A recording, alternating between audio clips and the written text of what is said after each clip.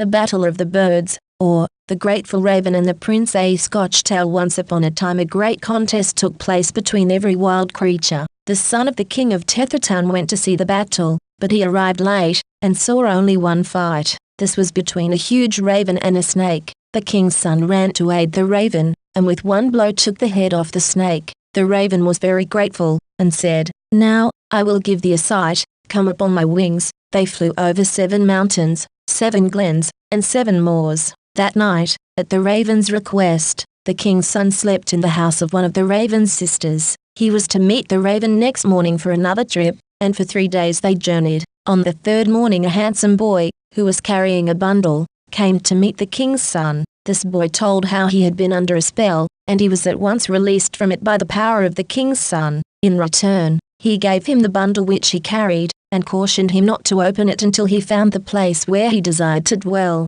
On the homeward trip the bundle became very heavy, and the king's son stopped in a grove to open it. Immediately a beautiful castle sprang up before him. He was very sorry, for he wanted to live in the glen opposite his father's palace. Just then a giant appeared and offered to put the castle back and the bundle on condition that the prince give him his first son when he was 7 years old. The prince promised, and soon he had his castle in the right place. At the palace door there was a beautiful maiden, who asked him to marry her. The wedding took place at once, and all were happy. Before many years they had a son, and then the prince, who was now king, remembered his promise to the giant. When the boy was 7 years old the giant came to claim him. The queen said she would save her child. She dressed the cook's son in fine clothes, and gave him to the giant. But the giant feared some treachery, and said to the boy, "If thy father had a rod what would he do with it?" "He would beat the dogs if they went near the king's meat," answered the boy. Then the giant knew he had been deceived, and he went again to the palace.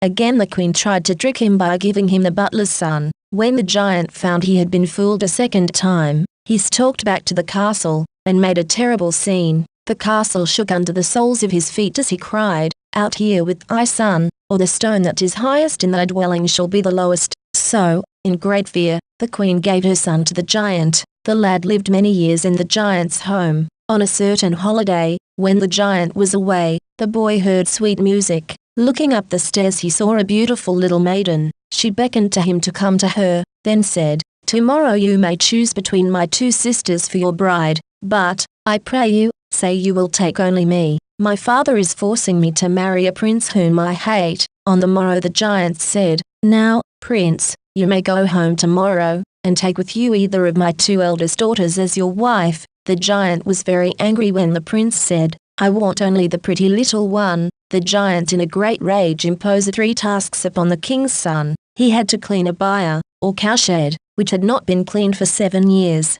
Secondly, he was to thatch the byre with birds' down, and lastly, he must climb a tall fir tree and bring 5 eggs, unbroken, from the magpie's nest for the giant's breakfast. These tasks were too great for any mortal to accomplish, but the youth was willing to try. He worked all morning on the dirty byre, and accomplished practically nothing. At noon, while he was resting under a tree, the giant's daughter came and talked to him. In utter dejection he showed her the impossibility of completing the task by nightfall. With words of sympathy and encouragement, she left him and went on her way. After she had gone, the prince in great weariness fell asleep under the tree. It was evening before he awoke. His first thought was of the unfinished task, and he jumped to his feet, though only half awake. He looked at the byre, and then he rubbed his eyes, and then he looked at the byre again, for, lo, it was clean. Someone had come to his aid while he slept. When the giant came home, he knew the king's son had not cleaned the byre, but he could not prove it, so he had to keep his word.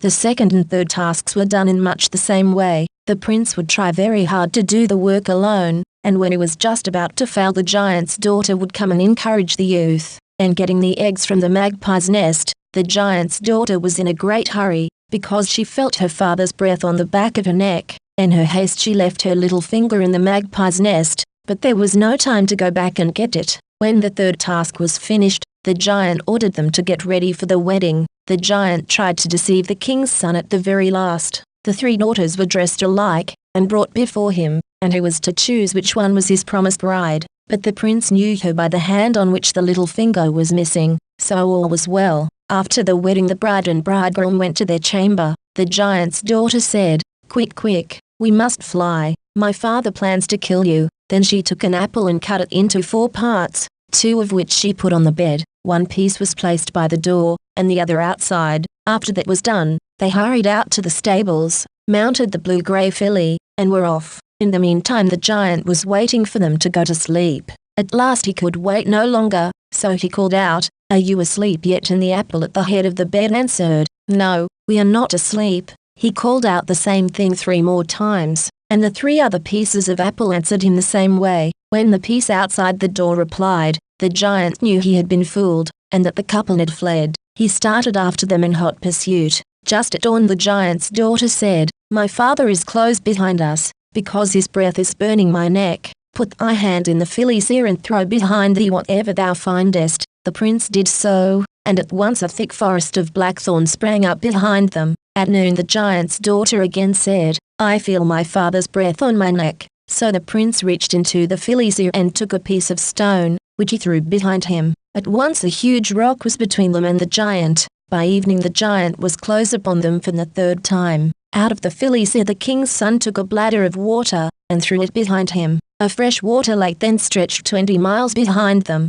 By this time the giant was coming so fast that he could not stop, but plunged headlong into the lake and was drowned. When they approached the prince's home, the maiden said she would wait for him by the well. "Go thou and greet thy father, then come back for me. But let neither man nor creature kiss thee, or thou wilt forget me." The youth was welcomed by all his family, but he kissed none of them. As misfortune would have it, however, an old greyhound jumped upon him and licked his face, and then he did not remember the giant's daughter. She waited a long time for his return. After a while she wandered to an old shoemaker's cottage and asked him to take her to the palace, that she might see the newly returned prince. The shoemaker, greatly awed by her unusual beauty, said, "Come with me. I am well acquainted with the servants at the castle, and will arrange for you to see the company." The pretty woman attracted much attention at the feast. The gentlefolk took her to the banquet hall and gave her a glass of cordial. Just as she was going to drink, a flame appeared in the glass, and a golden pigeon and a silver pigeon sprang out of the flame.